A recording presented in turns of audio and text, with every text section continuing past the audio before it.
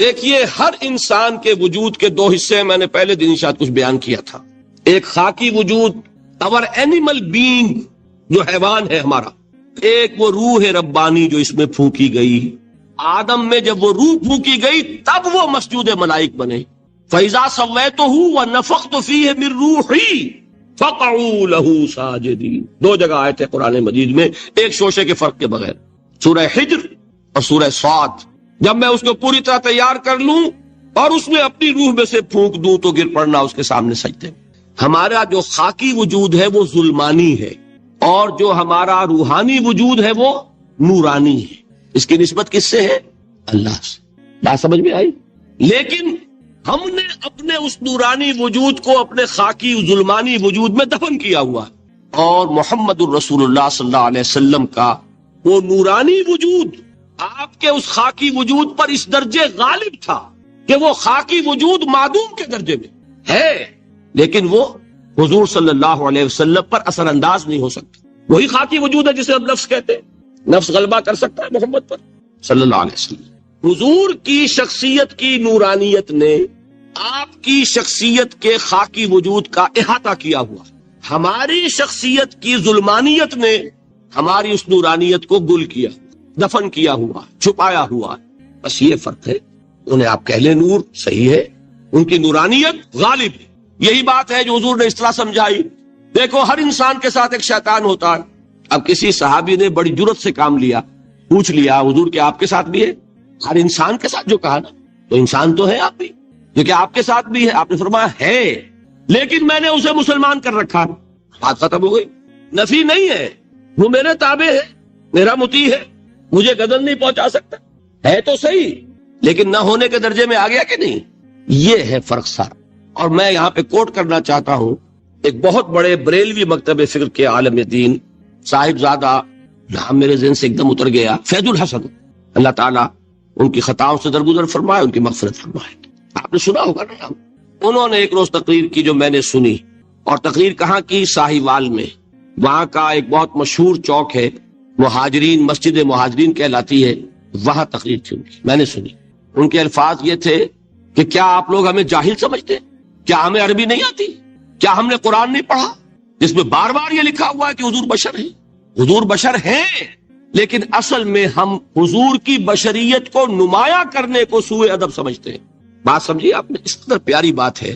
انہوں نے کہا کہ آپ کے باپ کا نام کیا ہے؟ عبد الرحمان۔ آپ عبد الرحمان کہہ کے پکارتے ہیں انہیں؟ ابا جان۔ ابھی آپ نے وہ آیات سنی، حضرت ابراہیم نے اپنے مشرک باپ کو یا ابت ہے، یا ابت ہے، بڑا پیارا ترجمہ کیا، ابا جان، ابا جان۔ کیا نام لیں گے؟ آپ کے باپ کا نام ہے، نام نہیں لیتے آپ، کیوں؟ ادب کی وجہ سے۔ اسی وجہ سے ہم در حقیقت حضور کی بشریت کو نمایاں کرنے کو سوء ادب سمجھتے ہیں، ورنہ کوئی ہم جاہل ہیں، ہمیں عربی نہیں آتی، ہم نے قرآن نہیں پڑھا، جانتے ہیں کہ وہ بشر۔ بات سمجھ میں آئی؟ کتنی آسانی سے مسئلہ حل ہوتا ہے، بشرطے کہ نیت حل کرنے کی ہو۔ آخر آمنہ کے بیٹے ہیں، عبداللہ کے بیٹے ہیں، عبد المطلب کے پوتے ہیں، بچپن آپ پر گزرا ہے، لڑکپن آپ پر گزرا ہے، نوجوانی آپ پر آئی ہے، جوانی آپ پر آئی ہے، شادی آپ نے کی ہے، اولاد آپ کی ہے۔ کون بے وقوف احمق ہوگا کہ جو آپ کی بشریت کا انکار کرے گا؟ لیکن یہ کہ جس طریقے سے اس کو بیان کیا جاتا ہے وہ ایک مسئلہ بن گیا اختلافی، وہ رد و قضا اور کھینچ تان۔ اور اس میں بھی سمجھ لیجئے مثلکم پر جو ایمفیسس بعض حضرات دے دیتے ہیں اپنے توحیدی، جو ان کے اندر ایک مزاج ہے، اللہ تعالیٰ ان کے مزاج کو اور پختہ کرے، لیکن اس میں بھی مبالغہ کیا جاتا ہے۔ ایک حدیث مجھ سے سنیے جس میں حضور نے مثل کا انکار کیا۔ مثلکم کا مطلب اگر کسی نے یہ سمجھا کہ بالکل ہم جیسے ہیں تو بہت بڑی مغالطے میں۔ حضور صوم وصال سے منع فرماتے تھے، خود رکھتے تھے۔ صوم وصال کیا ہے؟ آج روزہ رکھا، شام کو افطار نہیں کیا، وہی روزہ رات بھر چل رہا ہے، اگلے دن بھی چل رہا ہے، شام تک کو جا کے پھر کھولا تو 2 دن کا صوم وصال ہو گیا۔ اگلے دن بھی نہیں کھولا، چلا تو 72 گھنٹے کا صوم وصال ہو گیا۔ یہ کیا ہے؟ صوم وصال۔ خود رکھتے تھے اور صحابہ کو روکا۔ صحابہ میں سے کسی نے ہمت کر لی، حضور آپ خود رکھتے ہمیں روکتے۔ فرماتے ہیں ایکم مثلی، تم میں سے کون مجھ جیسا ہے؟ ابھی تو عند ربی، میں تو اپنے رب کے پاس رات گزارتا ہوں، وہ یطعمنی ویسقین، وہ مجھے کھلاتا ہے پلاتا ہے۔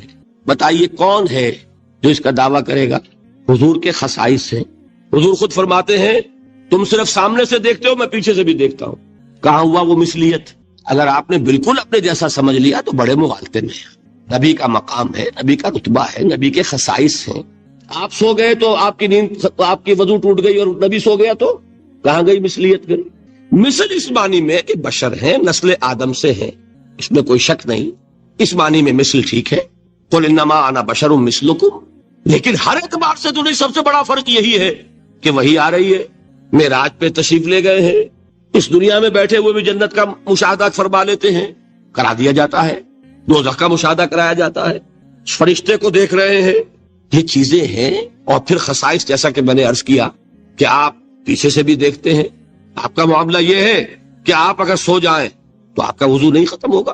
یہ ساری چیزیں جو ہے ان سب کو بیلنس کیجئے تو معلوم ہوگا کہ آپ بشر بھی ہیں 100% درست، لیکن آپ کی وہ نورانیت، آپ سراج منیر، ہدایت کا روشن چراغ، آپ کی جو روح انور ہے وہ آپ کے اس جسدی وجود پر اس طریقے سے حاوی ہے کہ گویا کہ اس نے اس کی ظلمانیت کو ختم کر کے رکھ دیا۔ اس معنی میں کوئی کہے نور مجسم تو مجھے کوئی اعتراض نہیں۔ یہ ہے ان چیزوں کو جمع کرنے کی شکل، خام خواہ کی کھینچتان کے سوا کچھ نہیں۔ بہرحال یہ پہلا حصہ ختم ہوا، شرک فی الذات۔ اب آئیے شرک فی الصفات۔ میں نے عرض کیا تھا کہ یہ ایک بڑا علمی مسئلہ ہے اور اس میں ٹھوکر لگ جاتی ہے۔ وجہ کیا ہے اس کو سمجھ لیں۔ بنیادی بات، ہماری زبان جو ہے وہ بہت محدود ہے۔ ہماری ہی زبان ہے جسے اللہ نے ذریعہ بنایا اپنی ہدایت کا، ورنہ ہمارے پلے نہ پڑتی بات، ظاہر ہے نا۔ لیکن ہماری زبان کی محدودیت ہے۔ اس محدودیت کا ایک مظہر یہ ہے کہ ہم جو الفاظ اللہ کے لیے بطور صفت استعمال کرتے ہیں وہی الفاظ مخلوقات کے لیے بھی کر لیتے ہیں۔ اللہ موجود، ہم بھی موجود۔ اللہ زندہ، ہم بھی زندہ۔ اللہ علیم، تو انسان علیم بھی علیم نہیں، علامہ بھی ہے کہ نہیں؟ یہ تو بڑا مبالغے کا لفظ ہے، انسان علامہ ہے کہ نہیں؟ اللہ دیکھتا ہے، بصیر ہے، ہم بھی بصیر ہیں۔ اللہ سنتا ہے، سمیع ہے، ہم بھی سنتے ہیں۔ اللہ کو قدرت حاصل ہے، کچھ ہمیں بھی حاصل ہے۔ ایک مکہ مارا تھا حضرت موسیٰ نے، جان نکال دی تھی کہ نہیں؟ ہے نا کچھ نہ کچھ۔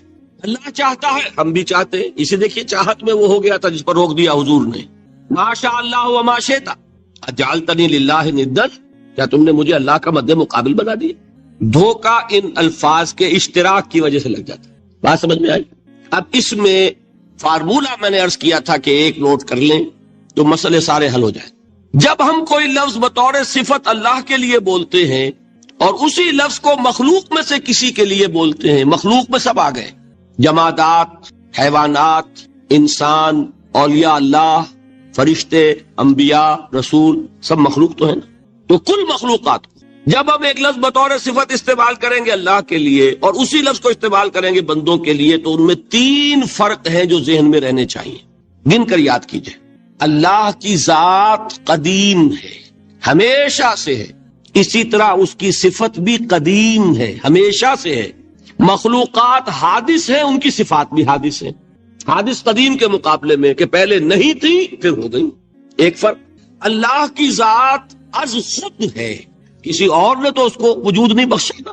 اللہ کا وجود از خود ہے، ذاتی ہے۔ اسی طرح اس کی صفات ذاتی ہیں، کسی اور کی عطا کردہ نہیں ہے۔ مخلوق کوئی ہو کسے باشد، ان کا وجود ذاتی نہیں، عطائی ہے، اللہ نے دیا تو وجود ملا۔ اسی طرح ان کی صفات عطائی ہے، ذاتی نہیں۔ 2 فرق ہو گئے۔ اللہ کی ذات مطلق ہے، لا محدود، اسی طرح اس کی صفات مطلق ہے، لا محدود۔ مخلوق کی ذات محدود، کسے باشد، صفت بھی محدود۔ 3 فرق، ذاتی، عطائی، قدیم، حادث، لا محدود، محدود۔ 3 فرق ذہن میں رہیں تو جو صفت بھی آپ اب بولیں گے اس میں یہ تینوں باتیں ذہن میں رہیں۔ سمجھ میں آ گئی بات؟ اب اس کا اطلاق کیجئے تو یہ علم غیب کا مسئلہ حل ہو جائے۔ یہ بھی لا ینحل سمجھا جاتا ہے۔ علم کسی کا بھی ہو، انسان، فرشتہ، اولیاء، انبیاء، رسول، حضور صلی اللہ علیہ وسلم، کسی کا حادث ہے، قدیم نہیں ہے، عطائی ہے، ذاتی نہیں ہے، محدود ہے، لا محدود نہیں ہے۔ 3 باتیں مان لیں، شرک نہیں ہوگا۔ ان میں سے ایک کو ساقط کر دیں، شرک ہو جائے۔ آئی بات سمجھ؟ اللہ کی قدرت ذاتی ہے، عطا کردہ نہیں۔ مخلوق میں جس کو قدرت حاصل ہے وہ عطائی ہے، ذاتی نہیں۔ اللہ کی قدرت لا محدود، यफ़अलु मा यशा फ़अलुल लिमा युरीद अला कुल्लि शैइन क़दीर। मखलूक कोई भी हो उसकी कुदरत महदूद। अल्लाह की कुदरत जब से वो है, हमेशा से है, हमेशा से कुदरत भी है। और मखलूक में से कुदरत ये हादिस है। तीनों चीजें सामने रहे शिर्क नहीं होगा, एक चीज की भी कमी हो गई शिर्क हो जाएगा। ये सारी सिफात पर ले आएंगे। अल्लाह की हयात जाती हमारी अताई, लाई हयात आए कजा ले चली चले, अपने बस में ना आना था ना जाना है, जिंदगी उसकी अता करदा है, जब चाहे ले ले। अल्लाह की हयात भी ऐसी है क्या? जाती अल हई। हमारी हयात महदूद, वैसे भी महदूद, मौत आएगी शायद खत्म हो जाए, चलिए मौत खत्म नहीं करती, हम समझते हैं कि वो हमारी अबदी है। महदूद इस मानी में तो है, खाने को न मिले तो कमजोरी, जरा काम किया तो थकान, नींद भी आ रही है, ऊंघ भी आ रही है। और उसकी हयात अल हय्युल क़य्यूम ला ताख़ुज़ुहु सिनतुन वला नौम। हयात जाती है, ला महदूद है और कदीम है। यहाँ हयात अताई है और हादिस है और महदूद है, सारी सिफात। इसको जहन में रख लीजिए। तो अब दो मसले मैं यहां हल करता हूं। जो लोग कहते हैं हुजूर को इल्म गैब नहीं था और जो कहते हैं था, बदकिस्मती से दोनों ने डेफिनेशन अलहदा कर ली। जो डेफिनेशन नफी करने वालों ने की है उसकी वजह से, उसके एतबार से वाकईतन नहीं था। उन्होंने डेफिनेशन ये की है, तारीफ ये की है, वो इल्म जो खुद हासिल हो जाए, अल्लाह का अता करदा इल्म जो है वो कहते हैं वो गैब नहीं है। तो वो भी मानते हैं कि हर इल्म जो हुजूर को हासिल है वो अल्लाह का अता करदा। मैं साहिवाली में, मैं ये सारे मरहले मैंने तय किए ना अपने ज़माने तालिब इल्मी में। मौलाना मंजूर अहमद शाह साहब हैं साहिवाल में एक, मैं उनके पास हाजिर हुआ। मैंने कहा जी ये मसला क्या है इल्म गैब का, मुझे जरा समझाए। उन्होंने एक किताब अपनी निकाली कि देखिए साहब, हम हुजूर के इल्म के बारे में ये बातें मानते हैं। हुजूर का इल्म हादिस है, कदीम नहीं है। हुजूर का इल्म महदूद है, ला महदूद नहीं है।